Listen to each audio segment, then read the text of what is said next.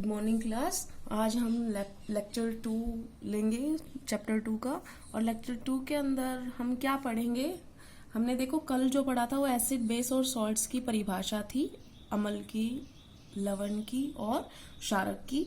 आज हम जो पढ़ेंगे वो है इंडिकेटर्स के बारे में। इंडिकेटर्स को हिंदी में सूचक बोलते हैं।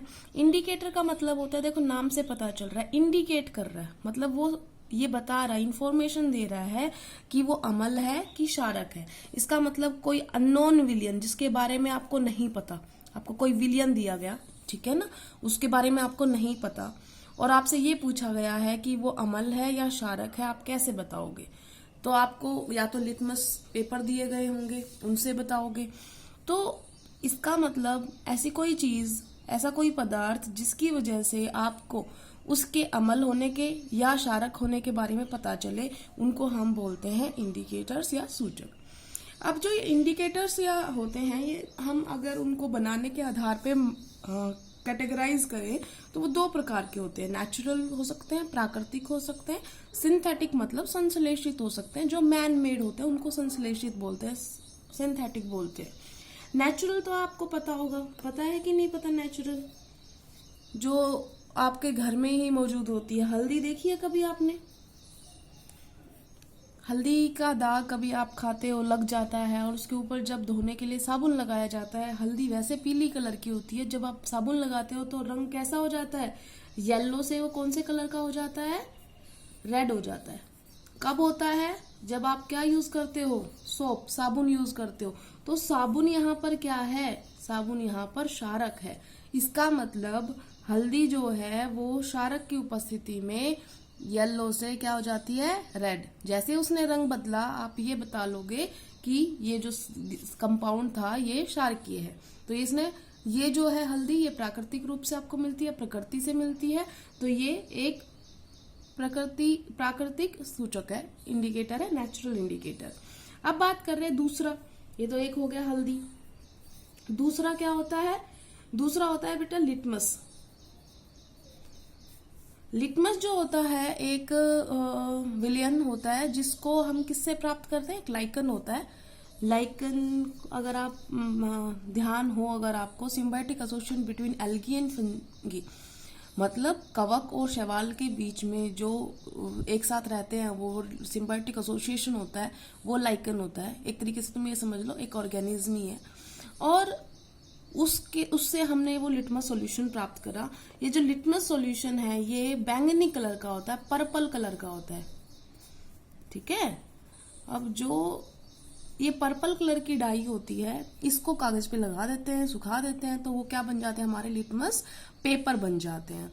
अब लिटमस पेपर में मैंने आपको बताया था, एक ब्लू लिटमस बनाते हैं, एक रेड लिटमस बनाते हैं। जो ब्लू लिटमस है वो क्या करेगा? ब्लू से रेड होगा। कब होता है ब्लू से रेड? जब एसिड मिलेगा उसे। कल बताया था आपको। रेड से ब्लू कब होता है? जब उसे बेस मिलेगा। तो ये भी क्या हो गया? एक प्राकृतिक सूचक हो गया। उसके बाद बात करते हैं ऑल फैक्ट्री इंडिकेटर्स। ये भी इसी के अंदर आ रहा है। ऑल फैक्ट्री का मतलब होता है बेटा जो हमारी सूंघने से रिलेटेड हो, ठीक है। तो इसको बोलते हैं गंधक सूचक या गंधीय सूचक, ठीक है ना। गंधीय बोल देते हैं, गंधीय कर देते हैं इसको। गंधीय सूचक मतलब ऑल फैक्ट्री इंडिकेटर। नाम से पता चल रहा है वो इंडिकेटर्स जो किस पे डिपेंड कर रहे हैं? गंध। इसका मतलब स्मेल पे। इसका मतलब जैसे आपने कभी प्याज देखी हो, प्याज में एक स्मेल होती है ना, होती है, सल्फर कंपाउंड्स की वजह से उसके अंदर एक स्मेल होती है पर्टिकुलर। लेकिन अगर आप उसको एसिड में डाल देते हैं, देखा होगा ना, जो बाहर हम कभी बाहर खाना खाना चाहते हैं तो प्याज जो होती है उसके अंदर स्मेल नहीं होती, खाने के बाद नहीं आती। क्यों नहीं आती? क्योंकि उसको सिरका में डुबो के रखते हैं, और सिरका जो होता है वो कैसा होता है? एसिड का। इसका मतलब प्याज ने अपनी स्मेल को क्या कर लिया? चेंज कर लिया। तो वो इंडिकेटर्स या वो पदार्थ जो अम्ल या क्षारक के उपस्थित होने पर अपनी गंध में परिवर्तन कर लेते हैं, वो क्या होते हैं? गंधीय सूचक होते हैं, ऑल फैक्ट्री इंडिकेटर्स होते हैं। तो इसके अंदर, ऑल फैक्ट्री के अंदर एग्जाम्पल को क्या क्या हो सकते हैं? प्याज होता है एक, तो आपको बता दिया। एक लौंग सुना होगा आपने, लौंग, क्लोव, उसकी एक स्मेल होती है, तो वो अलग अलग बदल जाती है वो अम्ल या क्षारक के अंदर। अब बात करते हैं हम सिंथेटिक या संश्लेषित सूचक कौन से होते हैं। देखो नाम से ही पता चल रहा है ये क्या है, ये प्रकृति से नहीं बनाए, ये आदमी ने बनाए हैं, तो ये मैन मेड है, ये हमने केमिकल कंपाउंड से बनाए हैं। अब इसके एग्जाम्पल हम कर लेते हैं। फॉर एग्जाम्पल फिनोफ्थलीन,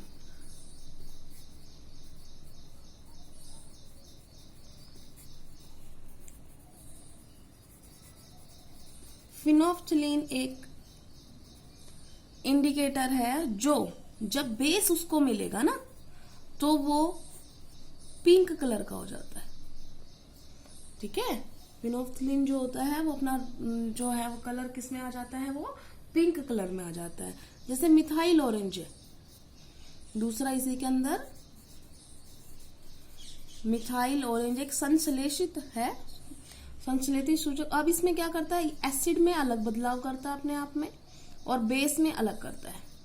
तो नाम से पता चल रहा है तो क्या ऑरेंज, लेकिन वो जब एसिड होता है तो किस में बदल जाता है, ऑरेंज से ये आ जाता है पहले रेड में, और जब उसमें मिलता है तो ये किस में बन जाता है, येलो में।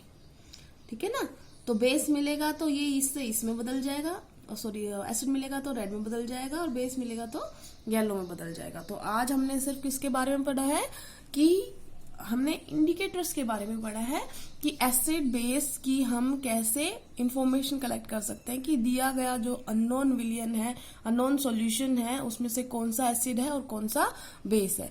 आज के जो नोट्स होंगे वो मैं आपको भेज रही हूँ, आज आपने अपनी नोटबुक में इनको लिखना है। ठीक है, थैंक यू क्लास।